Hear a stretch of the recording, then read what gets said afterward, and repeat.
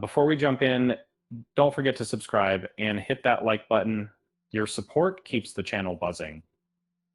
Um, have you ever wondered how a show that once barely made a splash can suddenly take over the conversation nearly 2 decades later? That's exactly what happened to a $100 million miniseries starring Paul Giamatti, which went from dust collecting obscurity to landing back onto the Mac's top 10 17 years after its debut. Um, it all started as fireworks lit up the sky this 4th of July. People revisited old favorites, and suddenly everyone was talking about the 2008 HBO series, John Adams. This wasn't just any historical drama, it gave viewers a deep dive into the private and political world of the second US president. Watching Paul Giamatti bring John Adams to life with lines like, "It is no small thing to build a new world," felt especially poignant with the holiday spirit swirling around, well, uh, uh, back when John Adams first aired. It splashed onto the scene with some heavyweight talent. Tom Hanks and Gary Getzman produced it. Tom Hooper directed before all that Oscar frenzy for The King's Speech. And the series scooped up 13 Emmys. Giamatti and his co-stars, for example, including Stephen Dillon as Jefferson and Tom Wilkinson as Franklin, didn't just play their parts. They took history off the page and made it pulse with emotion.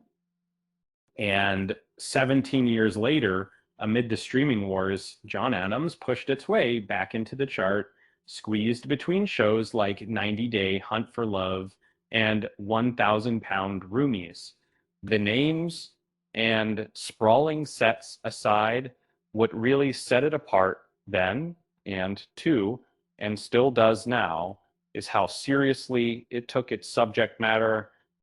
Instead of flashy costumes and melodrama, the show focused on authenticity, weaving together voices straight from history.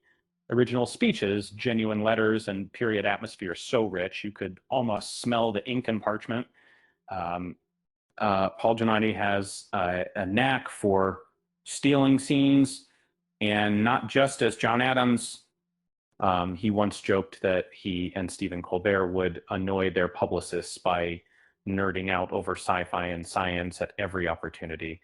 And even when surrounded by all things revolutionary, Giamatti brought a modern honesty and quirkiness to a very old tale.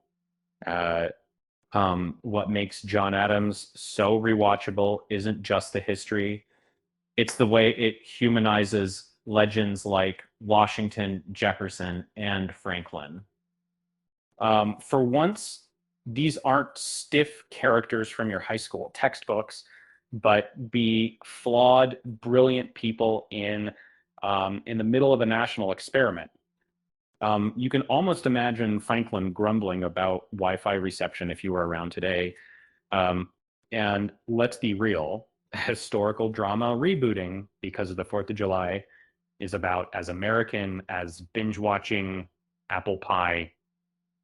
John Adams left a mark long before Bridgerton made powdered wigs cool again, proving you don't need pop song covers or burning glances across marble floors to make history addictive. Here's a quick joke before we wrap up. Why did John Adams never watch reality TV? Because he already had enough drama writing the Declaration of Independence. With that said, thanks for watching, and until next time,